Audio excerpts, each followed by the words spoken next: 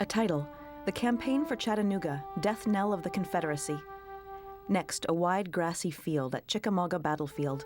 In the foreground, tall grass topped by feathery seed clusters. On this now hallowed ground, more than 150,000 Americans met in battles that helped determine the outcome of our nation's Civil War. Opposing soldiers fire rifles. At Chickamauga, 3 of the bloodiest days of the entire war. A statue of a soldier holding a flag, arm raised. And 8 miles north at Chattanooga, a climactic charge that helped seal the fate of the Confederacy. A federal officer waves the American flag. The sacrifices made at Chickamauga and Chattanooga were the result of a bitter divide, one rooted in an earlier time of conflict, the birth of the Republic itself. The American Colonies, 1776. During the American Revolution, patriots are emboldened by a radical idea: a government of the people where all men are created equal. In silhouette, a line of patriots march forward. But the ideals expressed in the Declaration of Independence, the printed document, do not apply to all. Slaves labor in a field. Lazy, sorriest bunch of folks we ever paid for. Slavery has been the ugly exception to the new nation's cries of liberty. A white overseer. By 1860, the United States is home to nearly 4 million slaves. Most toil on southern plantations, working to produce a crop the world economy craves. Cotton bolls on stems. Cotton. By the time Abraham Lincoln takes office in 1861, all political options to preserve the Union have seemingly been exhausted. A photo of President Lincoln. With America now at war, countless young men are faced with difficult decisions of duty, honor, and country. Soldiers march, some are on horseback. George W. Van Pelt, the town constable of Coldwater, Michigan, enlists in an artillery unit soon to be known as Battery A, 1st Michigan Light Artillery. A horse pulls a cannon with limber. His wife, Mary, follows him into the field, volunteering as a nurse. The moon hangs in a cloudy sky. Next, a young gentleman hugs a small girl. Almost a year later, and 700 miles south, Joshua Calloway reluctantly responds to the Alabama governor's call for volunteers. Calloway, a 28-year-old schoolteacher, does not own any slaves. With a somber expression, he paces from a young woman and 2 children. He leaves behind 2 small children and wife Dulcinea. Next, Federal and Confederate soldiers in blue and gray march on foot and on horseback. Most everyone on either side of the rebellion believes the war will be over quickly. A cannon erupts. Soldiers rush on armed with rifles. But the carnage of the first battles shocks all Americans. A black and white photo. Soldiers' bodies lie in a ditch. What began as a Southern rebellion and a Northern response to preserve the Union is affected by a few strokes of the pen. Lincoln dips a pen in ink and signs a document. President Lincoln's Emancipation Proclamation declares all slaves in the rebelling states forever free. He underlines forever free. It is issued January 1st, 1863. A photo of slaves outside a shack. In the South, the Emancipation Proclamation is greeted with defiance by whites and with increasing hope by slaves. But for many, this singular document transforms the war into a fight to make men free. The word free written in script in the Emancipation Proclamation. Tall trees loom, a river is in the distance. Summer 1863. The Union Army plans to stick a dagger into the Deep South. For the Union to achieve victory, the farmlands, arsenals, and factories must be destroyed. A map, a blue arrow points toward Atlanta and beyond. The Union Army of the Cumberland advances into the rugged hills of southeastern Tennessee. It is commanded by General William Rosecrans. Dark hair and full beard. Standing in the Federals' way is the Confederate Army of Tennessee, commanded by General Braxton Bragg. Heavy eyebrows, graying beard. Joshua Calloway is now an officer in the 28th Alabama. Calloway writes, Dulcinea reads. June 26, 1863. My darling wife, everything is quiet here. It was said that the Yankees were advancing, but we all suppose that it's nothing more than a foraging party. I do hope that this year will close the war. The Lord hasten the day of peace. My love to your mother and our children. Joshua Calloway. The blonde-haired Dulcinea folds the letter. Next, dozens of Federal soldiers advance through thick woods. The foraging party is, in fact, Rosecrans' entire force. The Union commander realizes the key to conquest of the Deep South lies with the town of Chattanooga. The map. Lincoln states that taking Chattanooga is as important as taking Richmond. 2 scouts on a bluff high above the Tennessee River. Early September 1863. More than 100,000 soldiers from 2 opposing armies are maneuvering around the land surrounding Chattanooga. Lieutenant Henry Sist of Rosecrans' staff. The fact that these 2 armies were yet somewhere to meet and engage in deadly strife was apparent to the commanders of both armies. Where and when? That was to be the problem. One scout peers through binoculars. When is September 18th, 1863.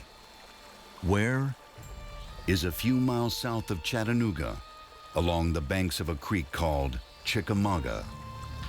Bragg has planned to launch a major attack against Rosecrans. But along the Chickamauga, small detachments of Union soldiers put up stubborn resistance. The outnumbered Union forces withdraw. The setting sun glares yellow. By sundown, the Confederates eventually swarm across the muddy creek. Gray uniformed soldiers wade the creek. Bragg's main attack will have to wait one more day. September 19th, 1863. The map. Bragg's plan turned the soldiers of the Union Army to the south, cut off Rosecrans from Chattanooga, destroy the Army of the Cumberland. To counter, Rosecrans consolidates his force, extending troops north along the Lafayette Road. Confederate troops march on foot and astride horses. We were put in motion about sunrise. They trudge across a field under a sunny sky. The day was bright and beautiful, and the world never seemed half so attractive before, now that there was a good chance of leaving it soon. Orderly Sergeant Lytton Cooper, 20th Tennessee Volunteer Infantry. The sun casts trees in silhouette. A little after 7 a.m., Confederate cavalry charge. Confederate cavalry stumble upon Union soldiers filling their canteens. It is an area where the Confederates expect no contact. Federal troops in dark blue aim their rifles. What begins as a skirmish almost immediately escalates into a full-scale battle. Several Confederate soldiers fall.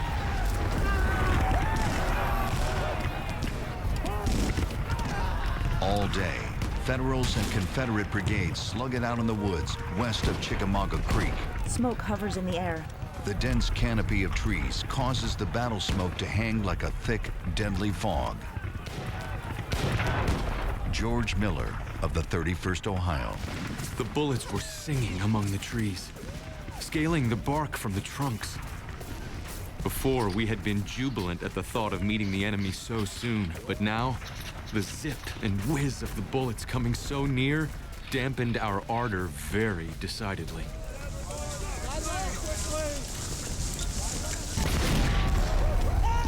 In the woods, Federal troops are struck. One soldier writhes on the ground, his face bloodied. Then, several Federal soldiers turn their cannon while others lie on their stomachs.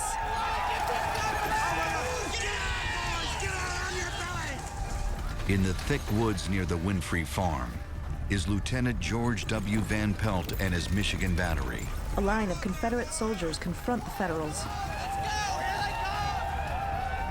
Without warning, a line of Confederate infantry appears on his brigade's right flank. The advancing Confederates are less than 200 yards away. The Michigan men fire 64 rounds. Confederates duck as artillery fire splinters trees.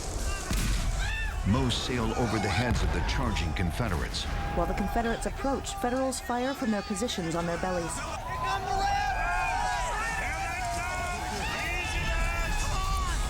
We gotta get out of here! The Michigan Battery is overrun. But Van Pelt refuses to abandon his guns. Standing by his artillery piece, Van Pelt is struck in his right shoulder. Suddenly, a Confederate soldier approaches, bayonet in hand, and plunges the weapon through Van Pelt's midsection. The Confederate rips his bayonet from Van Pelt's body. Eyes wide open, Van Pelt falls forward. The confusion and bloodletting of Van Pelt's fight is typical of Chickamauga's second day. The sun sets. Next, the map. Despite catastrophic casualties, neither side has gained much ground at Chickamauga. Bragg has repeatedly failed in his attempts to cut off Rosecrans from Chattanooga. To Chattanooga, 8 miles, September 20th, 1863. At dawn the next morning, all that can be heard at Chickamauga is the sound of Union forces fortifying their defensive positions. Federal soldiers stack logs, creating a barrier fence. A breakdown in communication plagues Bragg's army. Shoulder to shoulder, the Confederates advance, rifles at the ready. The Confederate attack does not begin until 9:30. Bragg will later say that, if not for that 3-hour delay, our independence might have been won. They're rising! They're coming over the rise! The Federals brace their rifles on the fence logs. The Confederates crouch but march forward. A Confederate grabs his face and falls to his knees. Among the first to challenge the Union defenses is the Kentucky Orphan Brigade, commanded by Brigadier General Benjamin Helm. 2 years earlier, Helm was offered a position with the Union Army by his brother-in-law. Fighting under Helm's command is 22-year-old Johnny Green. A perfect shower of grape tore through our ranks. We fired a volley and rushed upon them. Helm is shot in his stomach. He gasps and falls. We gotta take the railroad and shot! Our beloved and gallant General Helm fell mortally wounded, Come in, Stranger! leading his brigade, which he knew would never falter.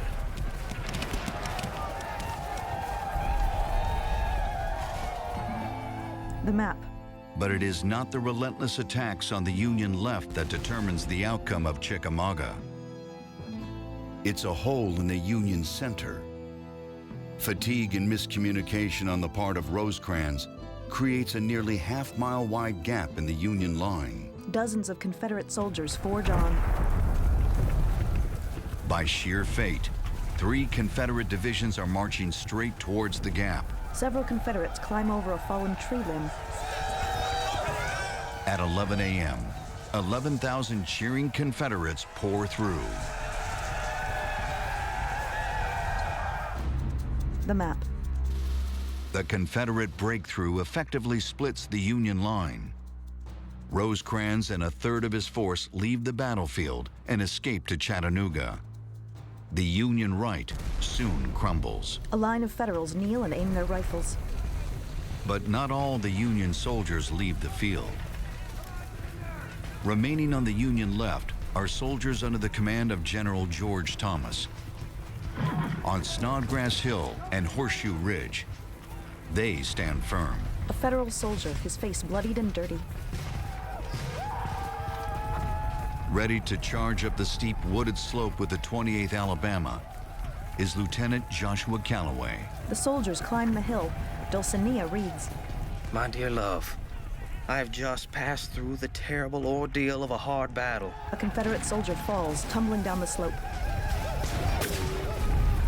Our brigade formed at the foot of a long hill at the top of which was the enemy's line. The battle was raging all along our line, as if heaven and earth were coming together. 1,000 thunderstorms all turned loose could not equal the noise.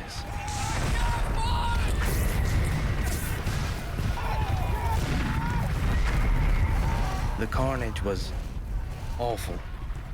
Men were shot down all around me. I was indeed in the very midst of death. 2 Confederates drag a wounded man through brush and leaves. Thomas's heroic defense allows the remaining Union forces to escape. For that stand, Thomas becomes known as the Rock of Chickamauga. By day's end, the last of Thomas's men withdraw from the battlefield. Federal soldiers trudge past fallen soldiers. The sun casts white rays of light over the smoking forest. The carnage of 3 days of battle is unimaginable. More than 34,000 casualties. Over 4,000 of those are dead. Slaves pick up dead Confederates. Calloway holds a canteen to a wounded soldier's lips. Joshua Calloway somehow makes it through the battle unscathed. We now moved to the top of the hill and slept on the battlefield, Napoleon's sign of victory. I have now seen and experienced the horrors of war, as well as the spoils and glories. I am very well, thank God. 1,000 kisses for you and the children. Your loving, J.K. Calloway. Dulcinea stares forward, her eyes moist. Next, the map. Chickamauga is a Confederate victory, but a debatable one at that. Rosecrans has managed to retreat to Chattanooga. In spite of the defeat, the gateway to the Deep South remains in Union hands. An American flag at a river winding through Chattanooga. In a black and white photo, federal troops guard the White House. In Washington, President Lincoln receives a telegram of the Union debacle. With the report comes devastating news about an enemy officer. Helm being shot. Killed at Chickamauga is his brother-in-law, Benjamin Hardin Helm. Lincoln's trusted friend is Supreme Court Justice David Davis. Davis approaches Lincoln. I never saw Mr. Lincoln more moved than when he heard of the death of his young brother-in-law. Davis, he said, I feel like David of old when he heard of the death of Absalom. I saw how grief-stricken he was, so I closed the door and left him. Lincoln braces himself with one hand against a windowsill. The map. After the battle, Bragg moves the Army of Tennessee to high terrain towering over Chattanooga. There, he plans to lay siege to the city, cut off all supply lines, and starve Rosecrans into submission. For the next few weeks, the situation for the beleaguered Union force in Chattanooga grows desperate. Rosecrans is relieved of command. General Ulysses S. Grant assumes overall command. Within days of Grant's arrival, supplies and reinforcements begin to slip into Chattanooga. By mid-November, a growing despondency sets in for Bragg and his men. A soldier huddles by a campfire. Thousands of lives and precious resources have been lost at Chickamauga. And now the opportunity for complete victory at Chattanooga is slipping away. Even more disturbing for Bragg's soldiers is this sobering reality. The struggle for Chattanooga will mean yet another battle. The map. Grant's plan: attack the Confederate right along Missionary Ridge, drive Bragg south into Georgia. Calloway stands on a rocky ledge. Entrenched between Lookout Mountain and Missionary Ridge is Joshua Calloway. Dear Lolly, yesterday I got some fellas to go to the top of Lookout Mountain. While musing thus, I could not help but feeling a spark of ambition, a desire to make my name as immortal as that of Lookout Mountain. My ambition cooled off, and I began to think how I would be perfectly content to be at home with my wife and never thought of after I die. You need not be at all surprised to hear of some demonstration at any moment. Your devoted J.K. Calloway. The sun glares beyond a stand of trees. November 24th, 1863. Federal troops scale a slope. Grant orders General William T. Sherman to move toward the Confederate stronghold atop Missionary Ridge. That same day, General Joseph Hooker and some 10,000 Union troops capture Lookout Mountain. The fight becomes known as the Battle Above the Clouds. Yet the battles for Chattanooga are far from over. The pointed top of the mountain is shrouded in mist. November 25th, 1863. The next morning, Sherman's assault on Missionary Ridge begins. A Federal soldier falls. A Confederate remarks, "We feel we can kill all they send after us." Federals and Confederates exchange fire. With Sherman's men paralyzed, Grant turns to George Thomas, the Rock of Chickamauga. His order is to attack rifle pits at the base of Missionary Ridge. But Thomas's veterans do not stop there. Federals rush up the wooded incline.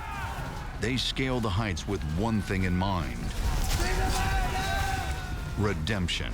Appearing over the crest of the ridge, soldiers advance, holding the U.S. flag aloft. On the crest, the Confederate defenders are routed. Colonel C. Irvine Walker of General Manigault's staff. The Yankees moved up to the attack in the most gallant style. I don't think any feat of war can equal their attack on Missionary Ridge. If only our men had held their ground, it would have been child's play. But instead, they fled, panic-stricken before the enemy. When I saw men running, I could not believe they were the heroes of Shiloh, Perryville, Oak Hills, and Chickamauga. Bragg orders a retreat into Georgia. With the Confederate defeat at Chattanooga, the gateway to the Deep South has been pried open. A junior officer from Bragg's army later calls the retreat from Missionary Ridge the death knell of the Confederacy. Next, rows of white tombstones line a grassy expanse. A woman in a long black full skirt wanders among them. The Union victory comes at a terrible cost. The battles of Chickamauga and Chattanooga alone claim more than 10,000 Confederate and Union lives. Among them, George Van Pelt, killed while heroically defending his Michigan battery.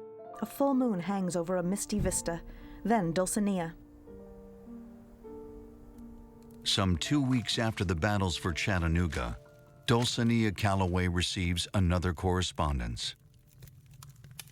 Mrs. J.K. Calloway, it now falls to my unhappy lot to write you a short letter letting you know what has become of your much-beloved husband, Lieutenant Joshua K. Calloway, who fell in the Battle of Missionary Ridge, mortally wounded. While rallying his company, he was shot through the bowels with a minie-ball. We picked him up, started off the field, when he asked us to lay him down and die. I have every reason to believe that he has gone to a better land where there is no more war. The company and officers deeply sympathize with you in his loss. But what is your and our loss is his eternal gain. W.F. Aycock, Lieutenant Company K, 28th Alabama Regiment. Tears fall down her cheeks. She reaches for her young daughter with an embrace, pulling the child to her lap.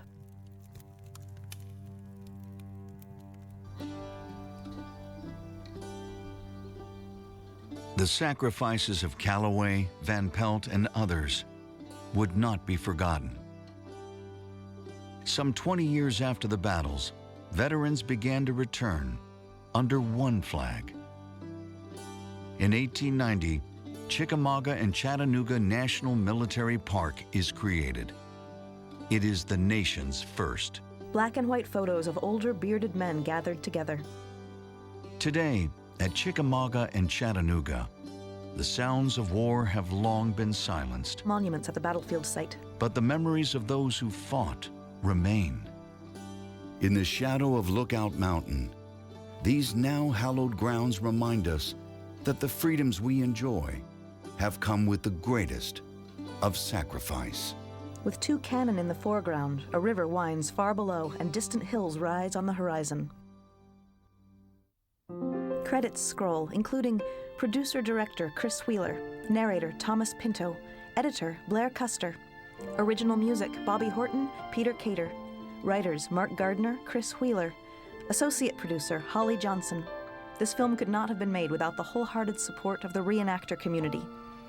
Great Divide Pictures production crew, executive producer Sonny Hutchison. Thanks to the staff of Harper's Ferry Center. Thanks to the staff of Chickamauga and Chattanooga National Military Park. Park entrance fees paid by visitors to Chickamauga and Chattanooga National Military Park provided the primary funding for this project. The Great Divide Pictures logo featuring a snow-covered mountain range, www.greatdividepictures.com. Presented by the U.S. Department of the Interior, National Park Service. Its arrowhead logo depicts a tall tree, a snow-capped peak, and a bison. All rights reserved.